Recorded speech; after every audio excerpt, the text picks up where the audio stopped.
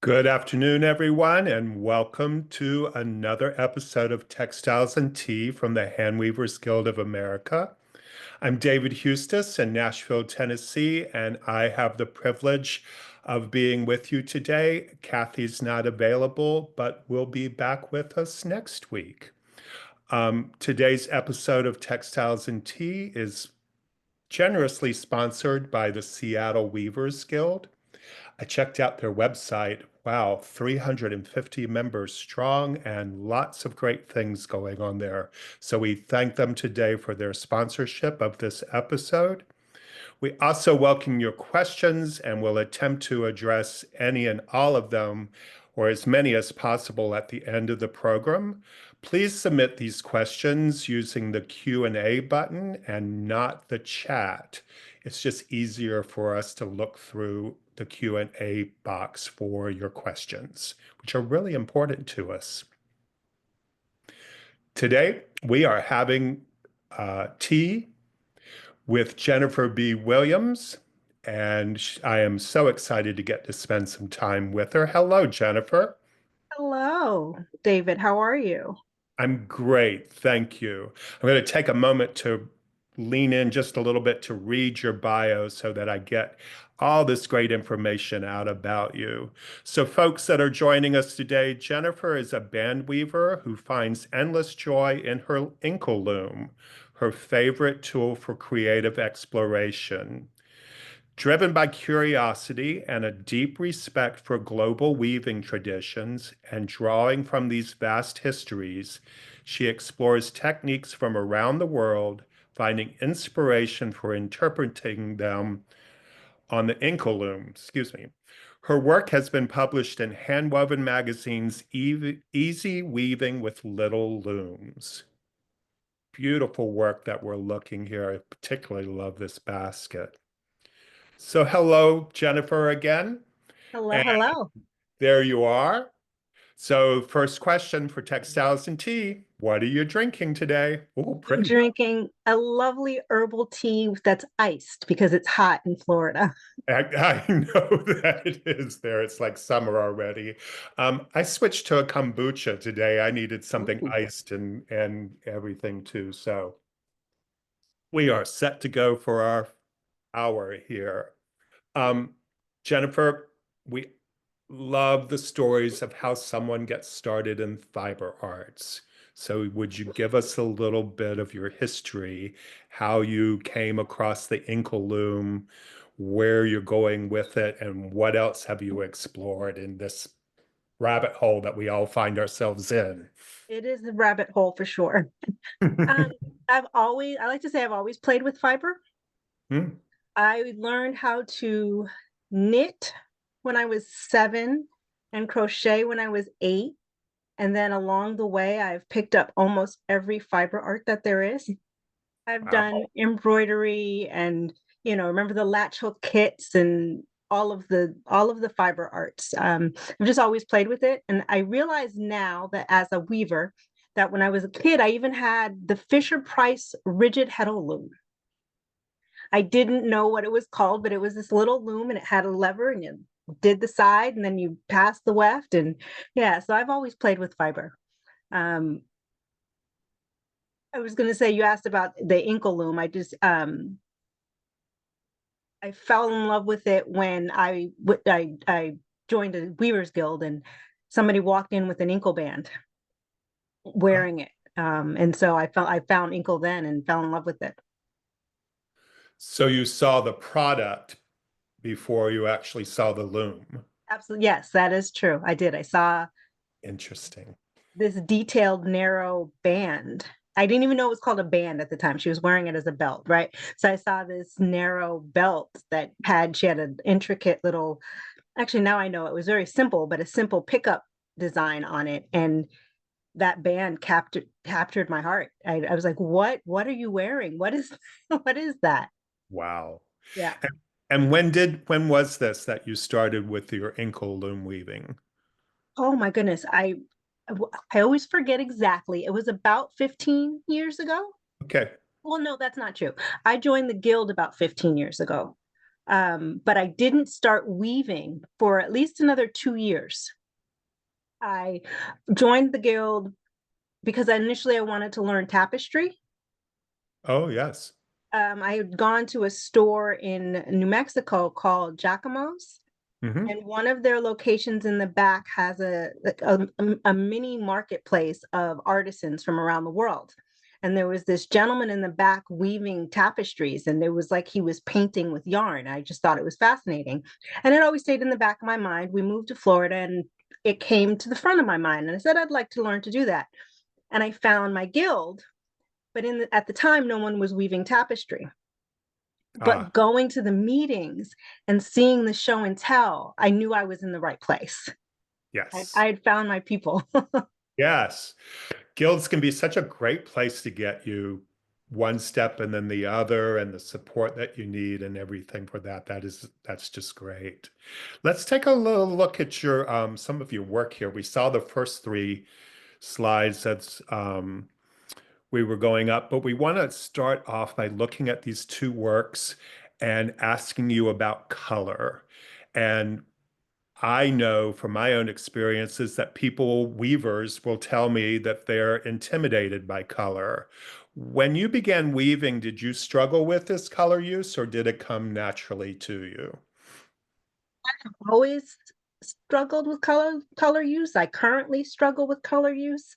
I am a big, huge fan of lunatic fringe yarn. And they have the tubular spectrum, and I think now they're up to over 42 colors. Oh, And it's like a crayon box of yarn. But how do you choose two, three, or four out of that, all of those choices? So I will say that these two projects, I'm going to use the word cheated. I cheated. The heart actually is a variegated yarn just wound around the inkle loom. And because the inkle loom is a circular warp, this is how it fell out. interesting. Except for the red and white, which I just added to augment the other yarn, I didn't have to plan that one.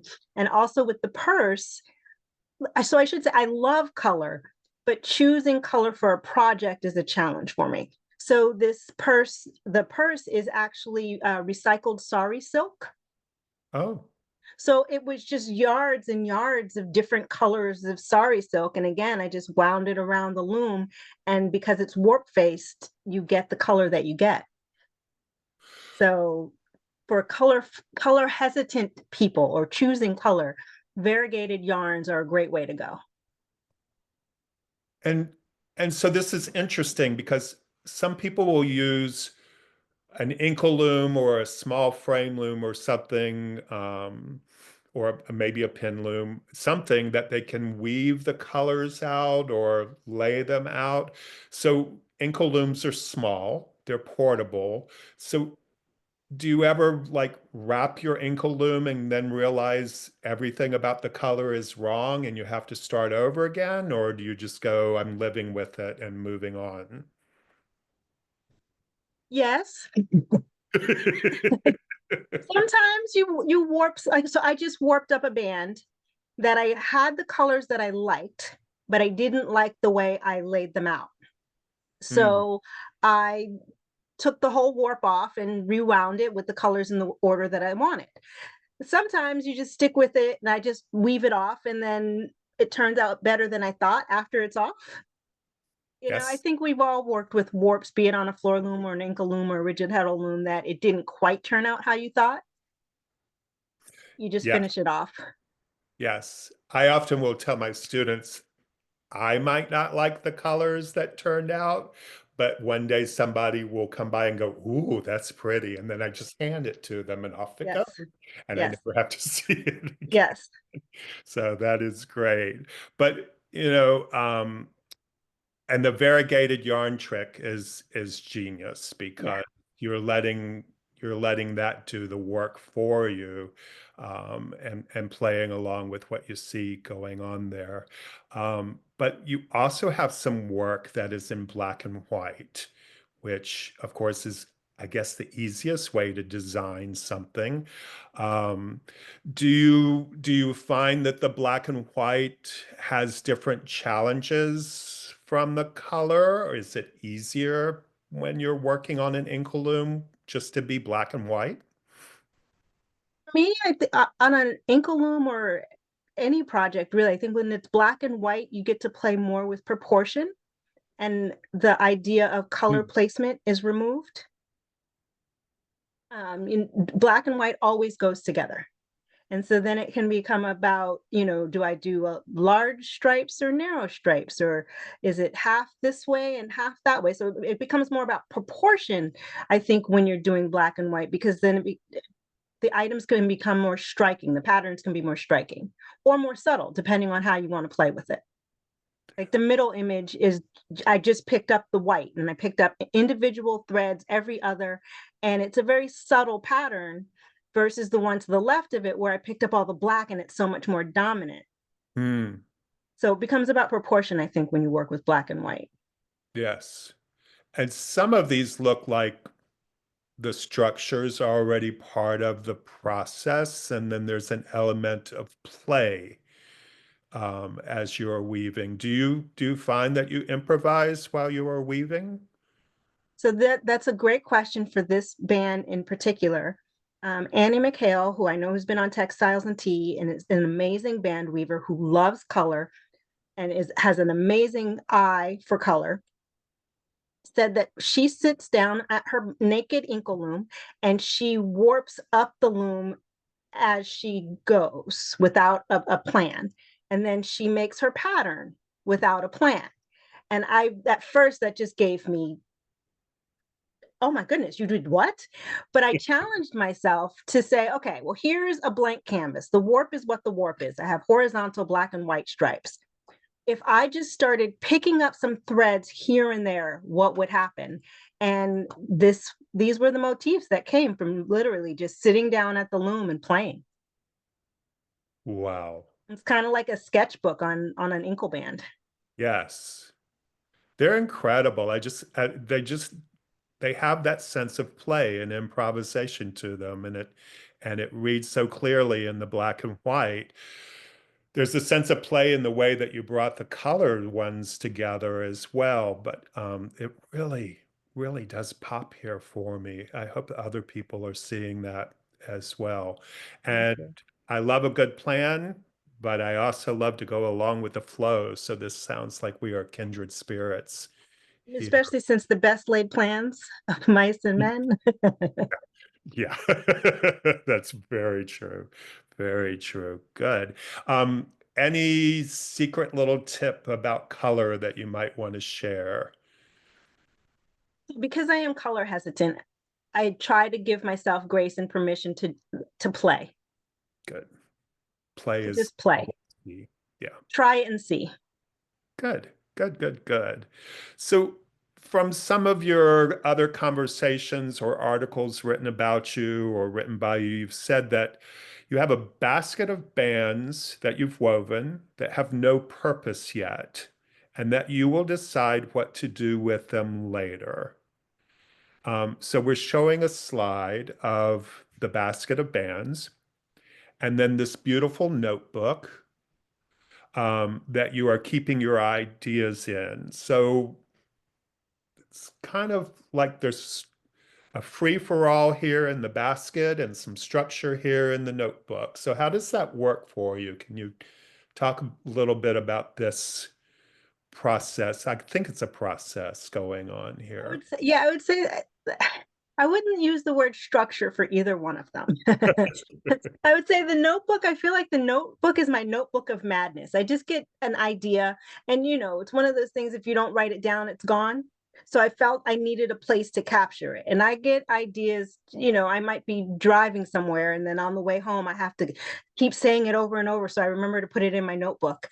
And the my bin of bands is the same way. As I get an idea for, I want to play with this yarn, or I have a design idea, but I have no purpose. I don't have a project in mind, but I have an idea of a pattern that I want to play with.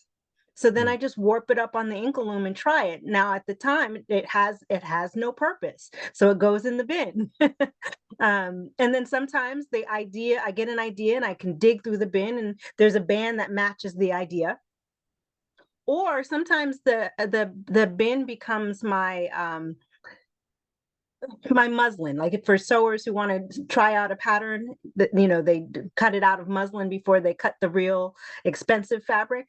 So my these bands are already made and I can play with those. I can figure out, all right, I want to make this project out of 10-2 yarn. I already have a band that's about the width I want. It's this band is 10-2, and it's a great place to just dig through the bin and play before I commit to weaving exactly what I want for a project. And I have to tell a story very quickly about this Yes. notebook. Um, this notebook used to go with me everywhere. Now it no longer leaves the house Mm. because this was with me on a flight. I don't remember where I was going or where I was coming home from, but when I got home, I could not find this notebook. About 2 weeks later, I got a message through my blog from someone who said he worked for the airline and he thinks he found my notebook. It was, I don't know the process of what happens, but it was the pilot of the plane. Somehow this fell out in the cargo hold under the plane. It fell out of my bag and it Wow. was returned to me. So that precious notebook of my madness got lost and now it no longer leaves the house. But it was returned to me from the cargo hold of a Delta airplane. Oh my goodness. That's Yes. got to be like having lost your favorite pet or Yes. yeah, Yes. yeah. I don't blame you for not letting it leave the house Yeah. anymore. And you're right. My fibers instructor always encouraged us to keep notebooks and stuff. I'm not very good at it, but we think we're so smart that we're going to remember every single little thing, but we're not. So these notebooks are really valuable tools to you. I know with inkle weaving, you're limited to the width of the band that you weave. Do you join bands together to create a larger fabric or? Absolutely. So for the purse that you showed, that was one long band that I wove that I cut into strips. I think they were about 7 inches long. And then I sewed them together. They're about an inch wide. Okay. And that's another good way to play with inkle bands too, because the zigzag stitch that I used became a decorative element because I used metallic gold thread. Oh, yes. So it's a great way to be able to play. And I, people say you're limited by the width of your band. Limitation that I use that word loosely when it comes to inkle weaving. Yeah. Some limitations allow your imagination to grow, Absolutely. I think. Oh, this is amazing. I I have a lot of baskets laying around just full of stuff waiting to happen. So I love that image there and everything. Um, I'm hearing and going to ask you to explain a little bit more that and I think we're kindred spirits in this. I love the process, not so much a product. But everyone loves to come home from somewhere like Convergence with, look what I made. So talk to us about um, your ideas about process and or over product or about product as well. It's interesting because my blog, Inkled Pink, is projects, which is the product, right? When I think of wanting to make something for whatever reason, my mind thinks through inkle, and then whatever, like the basket I made, I think through inkle bands, and then that's the end product. But then my bin, I think I'm 50-50. My bin of bands is process. Oh, what does this yarn do? Or what do these colors do together? Or if I play with proportion, what does this do? I recently did a band just for the sake of process where I used clasped weft. on an Mm. inkle band. And people say, well, why would you do that? Well, I merged. I wanted to play with proportion of stripes. So a wide red stripe was on one side and a wide white stripe was on the other side. Well, with inkle weaving, you only see the weft at the corners, and I didn't want to see a white dot on the red portion. Mm. So I said, well, I've seen people who have floor looms and rigid heddle looms do clasped weft. I wonder what would happen if I did it on an inkle band. And it worked out great. I have no purpose for that band, Yes. but the process was important to inform if I want to do it for a product later.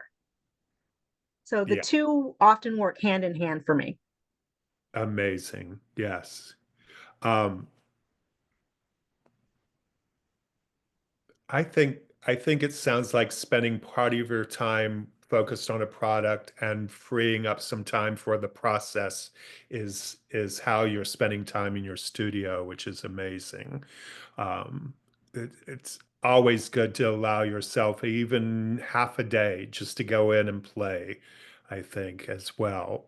So we've switched now to these an example of the process, not necessarily product here, but this is some research that you have done in band making from other countries.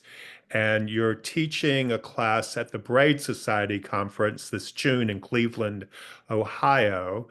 And from what we understand, this technique is from Africa, excuse me. So I'm assuming it has a more personal appeal to you as far as process, but it's also a beautiful product in the end. So what's happening? It looks like several of the things we've already talking about are happening here um, in these bands. I am teaching at the Braids conference in June, and there are still spaces available for anyone who is interested in attending an amazing conference in Cleveland.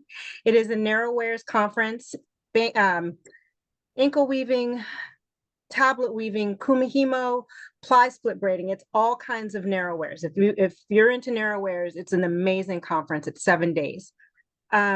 This is a technique called ashoke that is from Nigeria.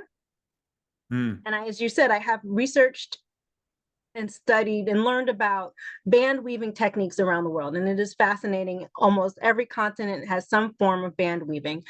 But I was interested in finding a band weaving or a warp faced weaving technique or tradition from Africa, because as my ancestors are from Africa, and I knew that we had to have a weaving culture that spoke to me, because band weaving is in my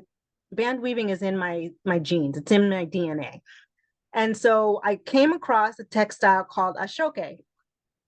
It is not as narrow as an inkle band. It's usually about 3 to 5 inches wide, but it is a warp-faced technique, warp-faced cloth that has these amazing warp floats and holes in the textile. So they call it like a lace cloth. mm. That I've never seen anything done like this on a warp-faced textile before. So I was very excited to learn about it. And you talked about process.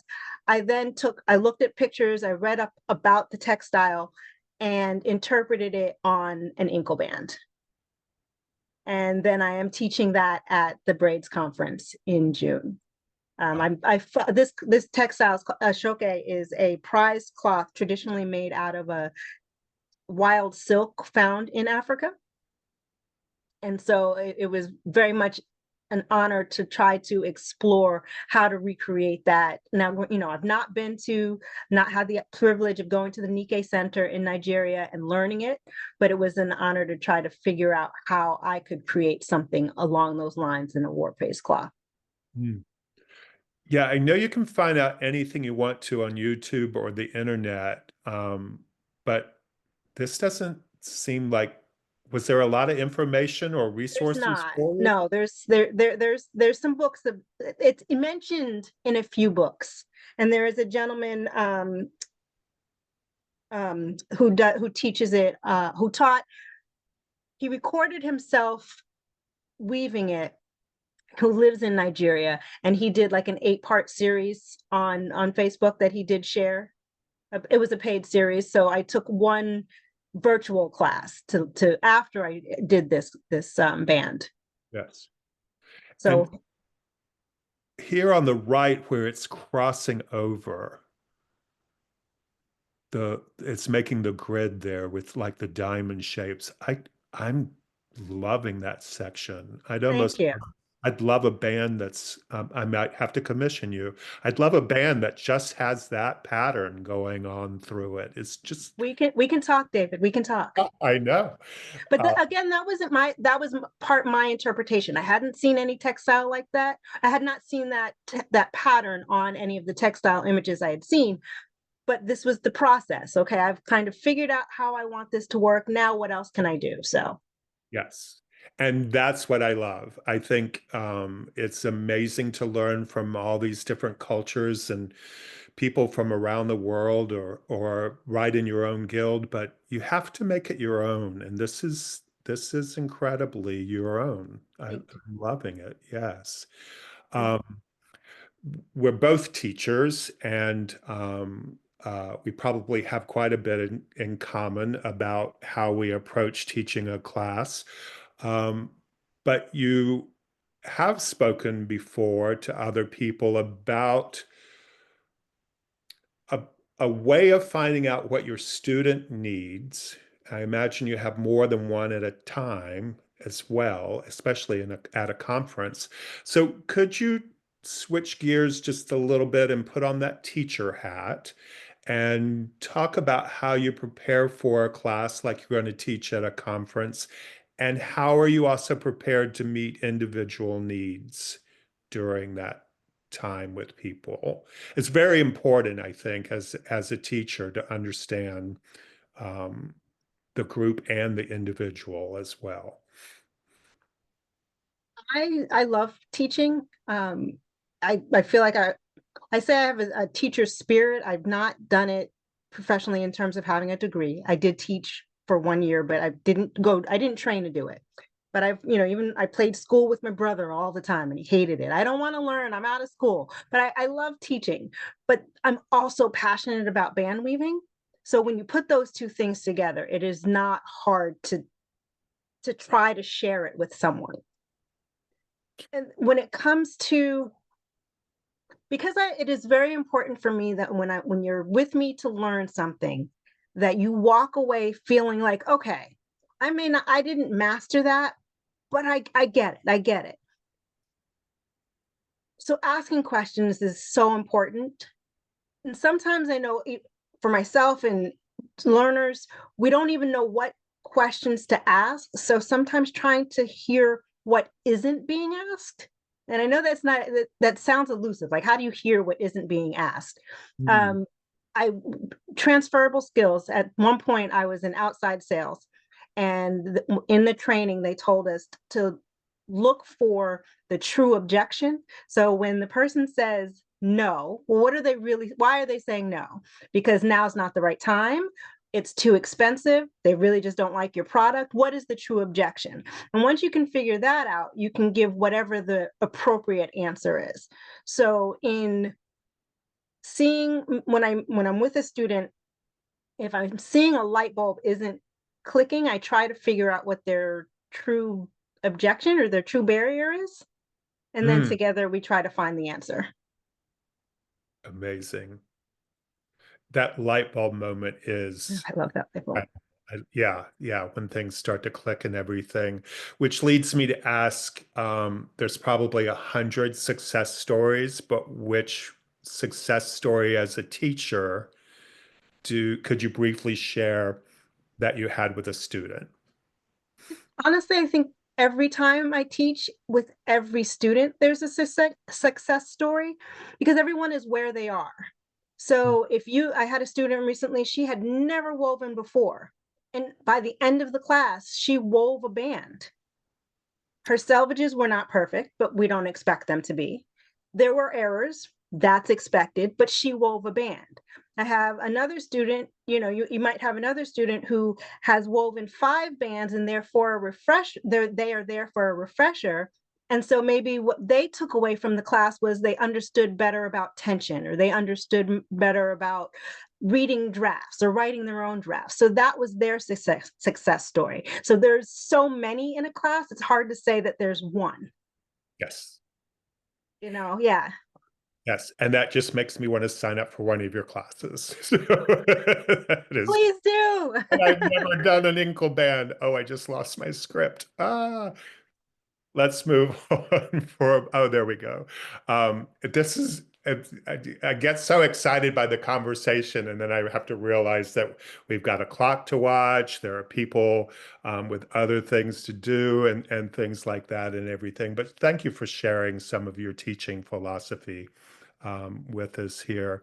We're going to come into the world now. You've been inkle band weaving, exploring other fiber arts things all your life, and then you move into the world of dyeing your own yarns or swatches or bands after there. What is your well, we're looking at a sample here. I'm jealous of your detail about note taking, and tell us what you have done here. I kind of rabbit holes. I fell into dyeing because I know someone who has an education garden, and in the summer in Florida, it's hard to grow anything because it's just so hot. But indigo grows very well here in the summer. So Mm, he grew indigo and he was like, well, I have it. Do you want to try to process it? Well, sure. And so that started the rabbit hole of dyeing. And so I only worked with natural dyes. I've never done any of the acid or reactive dyes. And then when you start the rabbit hole of natural dyes, you look around, well, what can I dye with? And we have a banana tree in our backyard that grows like crazy. And so I cut down some leaves and wanted to see what would happen. And this is my record of dyeing with banana leaves, which they do in many countries around the world. So I wanted interesting. to play. Yeah. Yeah. So, and you've got it set up. So you've got is this a band that you cut apart, or is this just some fabric that you This were? is actually just a recycled white flannel sheet. Okay. Oh, nice. Yeah, it was a recycled, and that was a lot of fun to there's no mordant in here for any of the dyers. This is just powdered soya milk, which is called soya in Europe, and tannin. This was a lot of fun. Good. Yes. And do you use these natural dye colors in your work? I have woven with the natural dyes in my bands. Yes, my next goal is to use hand dyed, hand spun cotton in an inkle band. That's my next goal. Interesting. And is Yes. cotton your primary material in your weave? Cotton's my only material. Yes. Well, And there was the silk. I was going to say, yes. For spinning, yes. For band weaving, my philosophy about what to use on an inkle loom is wrap it around the loom and give it a shot. There are some fibers that we know are harder to weave with than others, like wool is very sticky. But wool mixed in with cotton or wool mixed in with silk might make a lovely band. So, and when it comes to the inkle loom, I prefer to weave with cotton. That's my go-to. However, I've woven with leather, I've woven with wire, I've woven with nylon. Nylon crochet yarn makes a lovely band. Oh, Lovely band. wonderful. I'm wondering if you could spin the banana fiber into a yarn and then dye it with the leaves and have it I all. don't I don't have the proper banana. There's so many varieties of banana, but in Japan they do that. Interesting. There's in Okinawa, there's a village that they are known for spinning banana fiber and then weaving with it. It's just amazing, isn't it? What you can find out in the world around us, the bin at a thrift store, your backyard, Mhm. whatever, and boom, it becomes, I guess, that much more personal and kind of unique as well, because no one's got your banana tree with them. So good. It's true. Yeah. Yeah. Um, so you mentioned your blog, and I noticed that you have done, or you're still doing, this daily blog post of today's inkle band. How do you do a band a day? What's the idea behind doing one a day? And is that a lot of pressure on you since you have an audience who might now be expecting to see a band a day? Well, I will bracket that by saying I did a motif a day for a year in Ah, I believe it was 2021 or 2022. I don't remember now. And so I did a band for a month, but within that band, every day I was to weave a motif. oh, And I was inspired to do it by Tommy Scanlon, the amazing tapestry artist and instructor, does a daily weaving practice that's tapestry. And just to hear her talk about it, it was so inspiring. And we learn in life for any of the things that we love, we get so busy with in our day to day that we don't have time to weave. I don't have time to weave, even though it's this narrow, easily portable product. I don't have time to weave, but you don't just automatically get time. So you have to make time. So I committed to weaving at least 15 minutes a day for a year. And I will say that midway through the year, there was a lot of pressure because I didn't make my 15 minutes, and then I got behind. And so at some point wanted to still represent those days, so I wove numbers to represent the days that I missed until I got caught up, and then I finished with motifs. But that year, even though I missed, it was wonderful to be able to weave every day, to just put my fingers in the warp and pass the weft and weave every day. It was wonderful. it's amazing. Um, I've studied with Tommy, and she shares this tapestry diary approach that with her students. And to me, it's just amazing how quilters, other weavers, surface design people, book artists, whatever, have taken up this tapestry diary idea and brought it into their own. And so this is incredible. And these are beautiful. So what a great year's worth of information. Well, it was also, I So did all of the bands were on a horizontal stripe warp. And so yes, it was also an exploration of weaving on that structure. And so I explored, I won't say all, but all of the techniques that I'm aware of that exist on this structure. And so it was, as much as it was wonderful to play with the warp every day, it was also so informative in growing as a band weaver. It really was. yes. And I think whenever you can give yourself or commit to some daily practice, you're just going to get that much further ahead in whatever you are exploring. And the things that you won't even know are going to come out later afterwards. So congratulations. This is just great. I don't Thank know you. why I said congratulations, but to get through that year, I know is hard. So um, yeah, that's incredible. Good, good, good. Now, your color is fun, and some of the work is functional, like the purse and a basket and stuff. But now we have something that I think is just totally whimsical. And so you made bands for flip-flops. Where does this idea come from? I live in Florida. Well, yeah. Well, it's funny actually because I don't wear flip-flops. Good for but you. but they are everywhere. And I might don a pair of flip-flops when we go to the beach, maybe.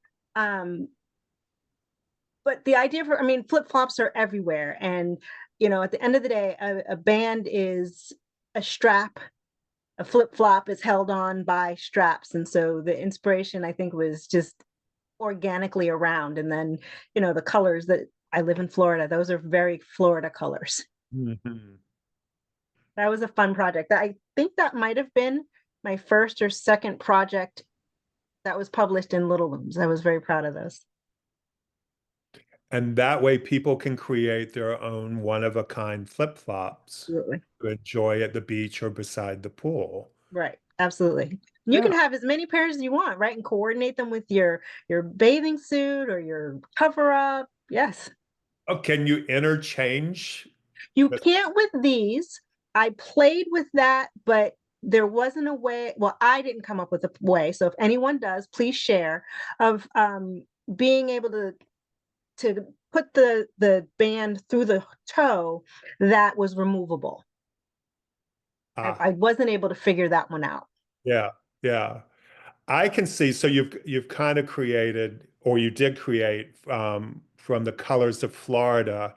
I could see a series of flip-flops for the Obamas, for Meryl Streep, a flip-flop for uh, whoever has inspired you in your life. Interesting. It's kind of a great idea. What kind of flip-flop would a Hollywood movie star wear? Well, the one problem with the inspiration, and I don't wear flip flops, is now I just have a pair of flip flops. Yeah. Yes, but you might have like a series of them that are lining the wall. Oh, that's a good idea. Ooh, Yeah, I like something, that. something is in Oh, I like those. that, David. Yeah. So, well, and I always try to push things out of function and into um, whatever installation I or like that. whatever. But yeah, yeah. So sometimes I enjoy making things just for myself, but sometimes I need a little inspiration from the outside world as well. Mm. Yeah, excellent, excellent idea. Do those take long to make? Um, no, no, not much longer than weaving the band and the assembly. A couple hours, I'm gonna say. Yeah. And so a typical band off your ankle loom is what length? It depends on which loom I use Oh, and how I warp the loom. So any inkle loom has a maximum and a minimum. okay.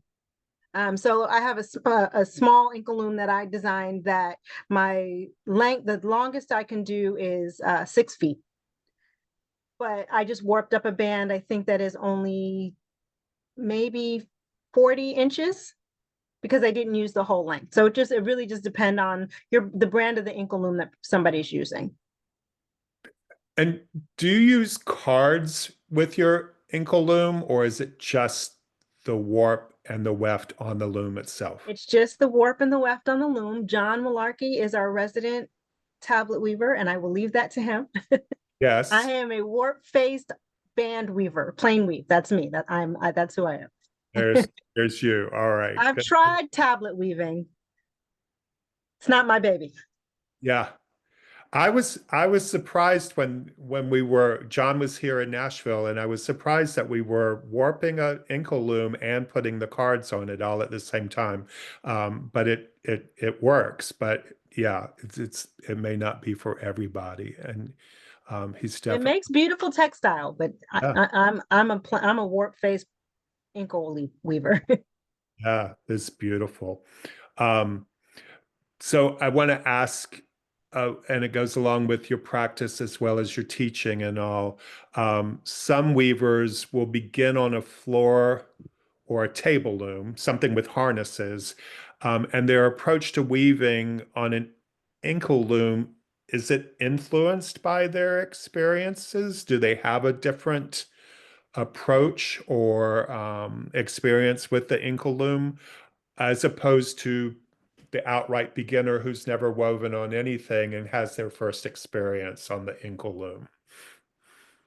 I find that it's like any fiber arts, people find their lane and love it and stick with it. I will say I've taught band weaving to some floor loom weavers, and they said, never again, I'm not doing this. It's too fussy, it's too fiddly. And then I Mm, know people who start band weaving and it's their introduction to weaving, and then they go on to floor loom or rigid heddle or table, a shaft loom. um, I think that when I do have a floor loom, I can warp it. I've woven a couple projects on it, but I started weaving as a band weaver, and I am a band weaver. That's my heart. It's when I think textile, I think band weaving. And so I think that I don't have any other weaving muscle memory when I approach learning band weaving techniques. I say that, however, and I look at what Ann Dixon was able to do for band weaving with her knowledge as a floor loom weaver and structure, and the innovations that she was able to write about and teach through her book. But mm. I think she's a band weaver at heart too. Yes. I, I What? think I think I will say I think it makes a difference in teaching though for me, because I'm teaching band weaving coming from only being a band weaver. So I'm not thinking about shafts in the same way, or the way that do a shuttle, or it's like I'm focused as a band weaver. So I think that my perspective is just a little bit more focused in that way in terms of explaining it. Mhm. Do you associate a certain type of character traits or type of personality or anything with being a band weaver or Interesting. No, I can't say that I know that I've noticed that. I think it's kind of like, people who are tapestry weavers are tapestry weavers. yeah. They may have done others, they know how to use all the other looms, but they are tapestry weavers. There's just something in the way that the textile feels. Hmm. I mean, because in tapestry weaving, it's a weft base. If you turn it, it's warp. But yeah, so I think there's there's just something in the way it feels and it calls to people. Interesting.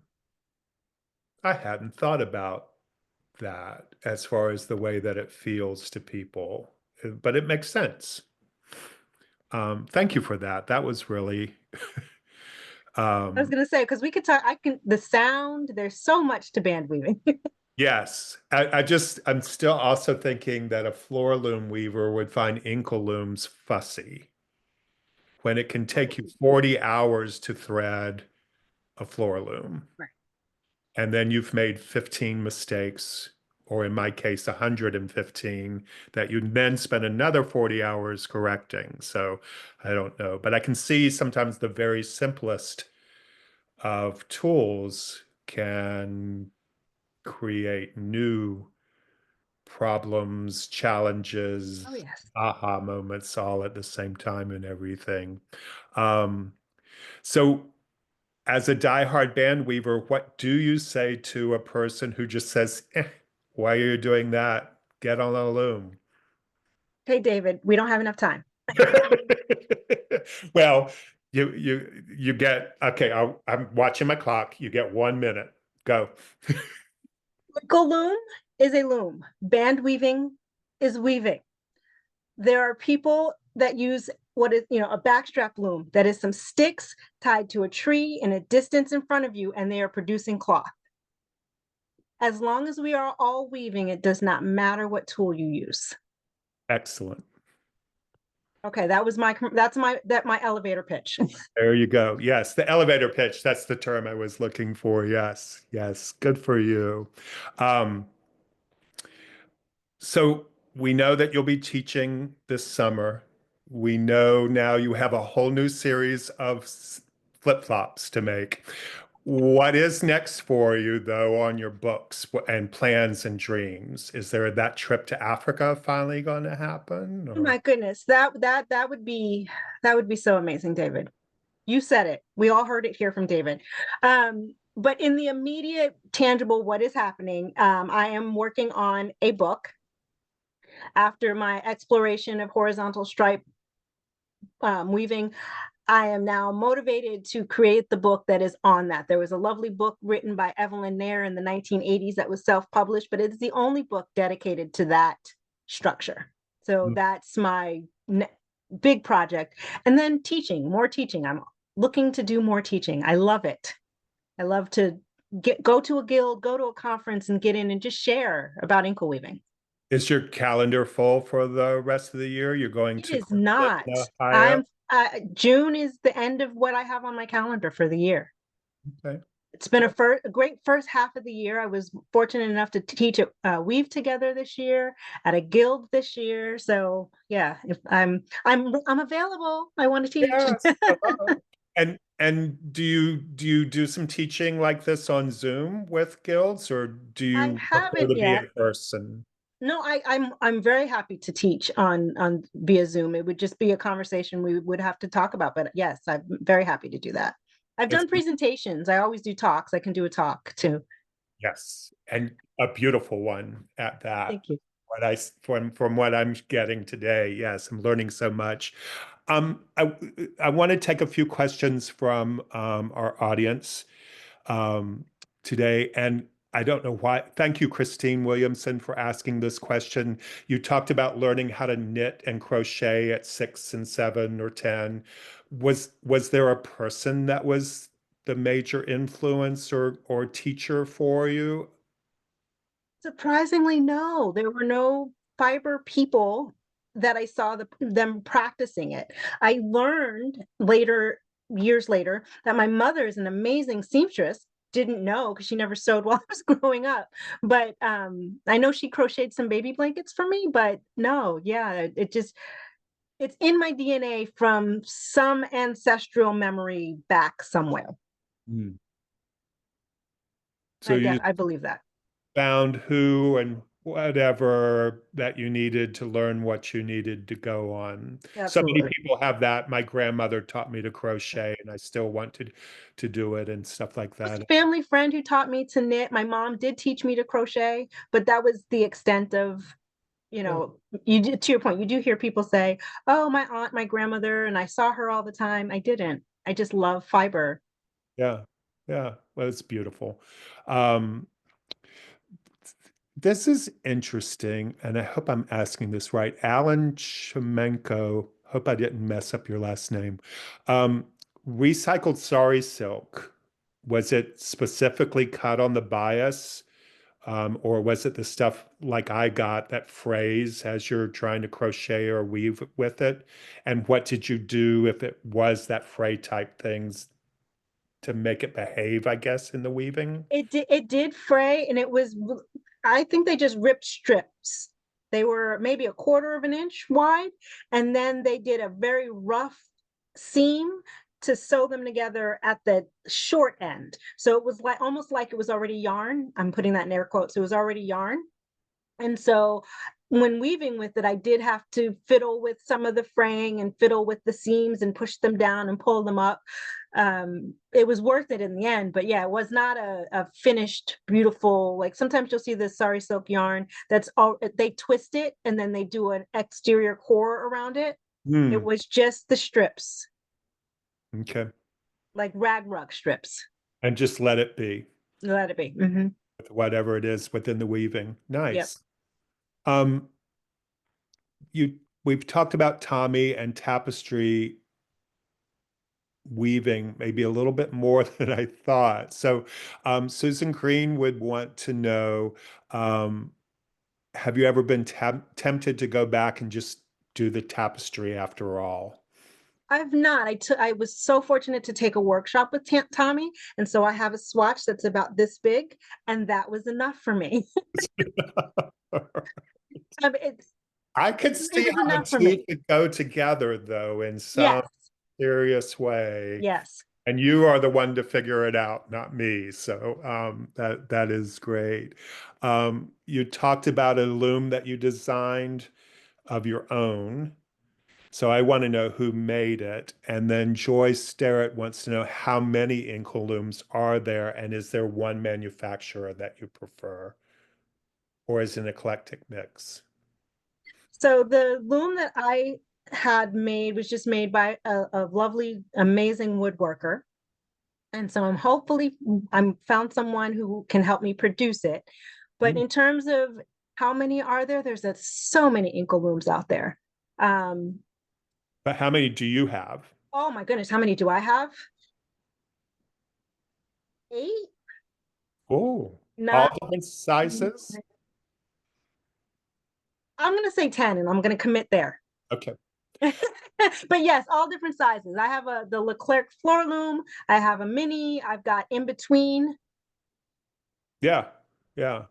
So do inkle looms have a personality like I think of my tapestry and floor looms having? That's a good question and a good way of putting it. I'm gonna say yes. So you're sitting down with the biggest one in the room and it needs all the babying in the Or world. not necessarily, I think of it more like a personality of how much they're gonna get the job done. So the bigger looms like the Shack and the Becca, those are your workhorses. You're gonna really put those bad boys to the test. And then you have like the inklet that you're gonna travel with and maybe sample on, and it's daintier. So yeah, they do have a personality. I never thought of it like that. I went around and named all of mine based on what kind of person I thought that they might be. Um, there's lots of little questions about have you tried hibiscus leaves and you're in Florida and it's probably something you could just go grab and whatever. Um, Extracting color can sometimes be tricky. Um, I but will answer that very quickly. Hibiscus makes a stain, but not a dye. not a dye. Yeah. Um, but Karen LeBlanc is asking, you talked about using a zigzag stitch. I believe you said it was that gold metallic Mhm. type as well. And it became part of the design. So, but when you cut bands, what's the finishing technique that you might? So a zigzag stitch for joining. So it depends on your intended purpose. I love fray check. So often I do before I cut a band. So the whole band is here. I measure the amount that I need. Let's say I need only 10 inches out of the band. I would apply fray check at 0 inches and fray check at 10 inches. I'd let that dry and then I cut it because that it helps the warp from stopping to do this, to spreading, to stops it from spreading out. And then you finish it depending on what you're going to use it for. So I may zigzag or do a straight stitch across that edge. Hmm. Or I might apply glue and I'm gluing it into something, or I'm folding it and I'm hemming it. So it just depends on how you want to finish it, but fray check is your friend. And that's yes, that's a powerful tool. Yes. And then, but lots of options. Yes, lots of options. Yeah, yeah, good.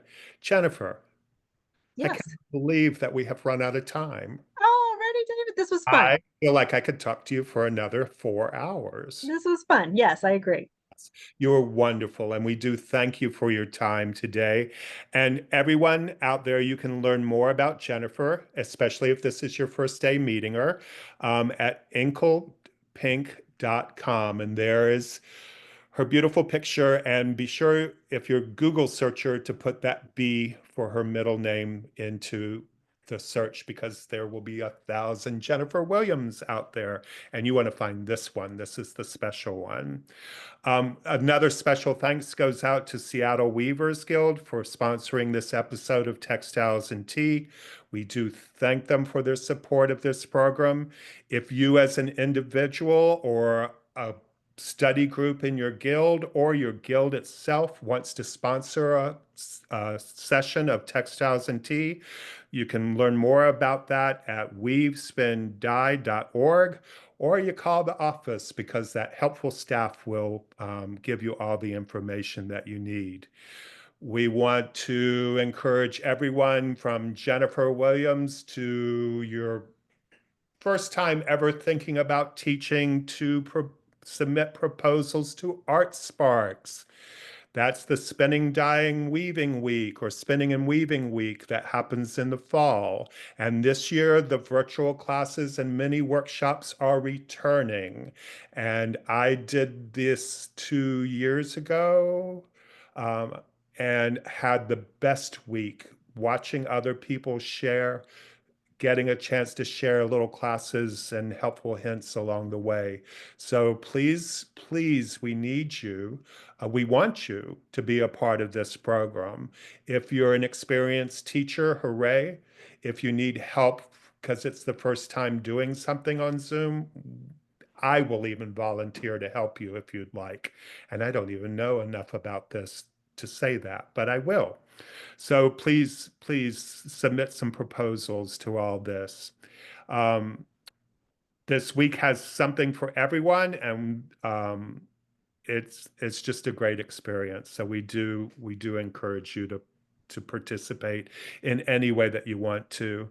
Textiles and Tea is supported by your generous donations. If you'd like to see more programming, please support HGA by becoming a member, continuing your membership, and of course, donating. And the last time I was here, I think I came up with tip the staff because these wonderful people are working behind the scenes, very rarely out front in any of this programming. So if you're enjoying an episode or a month long of these episodes, think about sending a check for $5, $10, $20, just to say thank you for this program. Kathy will be back next week, and she is going to have tea with Klaus Anselm. And I thank you all for your patience and your time with me today. And thank you again to Jennifer and the HGA staff for everything that they do. Happy tea, happy weaving. Have a great evening.